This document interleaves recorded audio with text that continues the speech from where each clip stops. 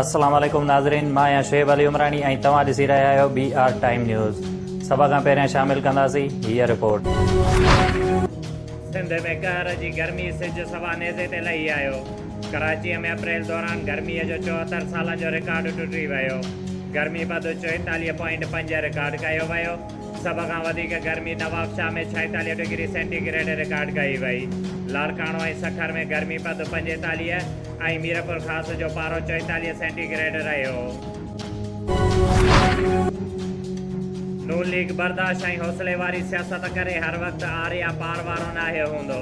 Peoples party chairman Bilawal Bhutto ज़रदारीअ चयो आहे त असां नून लीग जी ख़ुशीअ ते ख़ुशि थियूं था त नून लीग बि असांजी कामयाबीअ ते ख़ुशि थियणु घुरिजे। पार्लियामेंट में शहबाज शरीफ़ ऐं हमज़ा सां राब्तो रहंदो। अपोज़िशन खे मुतहद रखणु मौलाना फज़लुर रहमान जी ज़िम्मेवारी आहे। सेनेट इजलास सबबि CEC इजलास मुलतवी कयो। इमरान ख़ान हर मुहाज़ ते नाकाम वियो आहे। पीपल्स पार्टी ग़लती तस्लीम करण जो वक़्तु अञा आहे। सेनेट में अपोज़िशन लीडर त हथ खणे PDM इजलास में वज़ाहत ॾिए।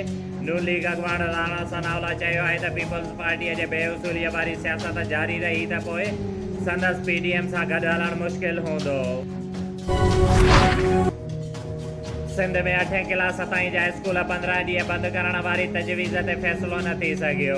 तालीम वारे वज़ीर जी सदारत हेठि स्टेयरिंग कमेटीअ जे इजलास में ख़ानगी स्कूलनि स्कूल बंदि करण जी मुखालिफ़त कई।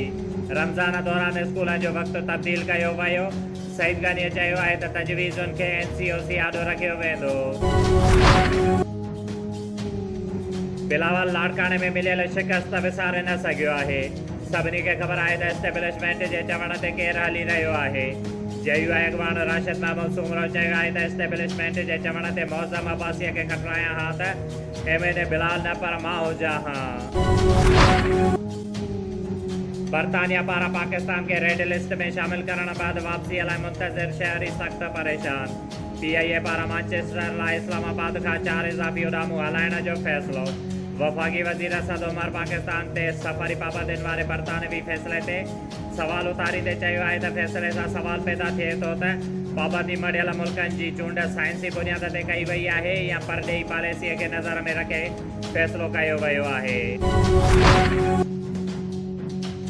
MQM पाकिस्तान जे कन्वेनियर ऐं क़ौमी असेंबलीअ जे मेंबर ख़ालिद मक़बूल सिद्दीकी इंफॉर्मेशन टेक्नोलॉजीअ जे वफ़ाक़ी वज़ीर सैयद अमीनुल हक़ सां गॾिजी ज़ोनल ऑफिस नवाबशाह में प्रेस कॉन्फ्रेंस कंदे चयो आहे त नवाबशाह में इस्तक़बाल करण ते नवाबशाह वासियुनि जा शुक्रगुज़ार आहियूं ऐं हुन चयो त असां पाकिस्तान जे 98% अवाम जे हक़ीक़ी नुमाइंदनि खे ऐवाननि ताईं पहुचायो ऐं जाली तकबंदियुनि जे ज़रिए असांखे दीवार सां लॻाइण जी कोशिशि कई पई वञे ऐं गैर क़ानूनी अदावतुनि जी आड़ में सिर्फ़ु उर्दू ॻाल्हाईंदड़नि खे तंग कयो पियो वञे।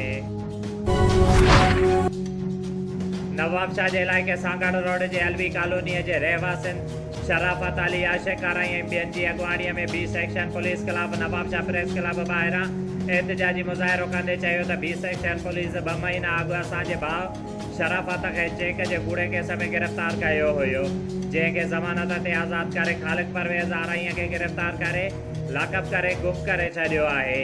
जंहिं ते हुननि चयो आहे त असांखे शक आहे त असांजे भाउ खे फुलफिराई या आफ़िराई न करे छॾियो हुजे। सिंध कॉलोनी नौशर फेरोज़ में पब्लिक हेल्थ ऐं टाउन नौशर फेरोज़ जे नाअहलीअ सबबि हर रोज़ जनरेटर न हलाइण सबबि गटर उथली गलियूं पाणीअ सां भरिजियो वञनि, जंहिं ते DC नौशर Feroz captain retired Bilal शाहिद राव एक्शन वठी फौरी गंदो पाणी निकाल करायो। शुएब अली उमरानीअ खे ॾींदा इजाज़त। वधीक ख़बरुनि ऐं अपडेट्स लाइ ॾिसंदा रहो BR टाइम न्यूज़।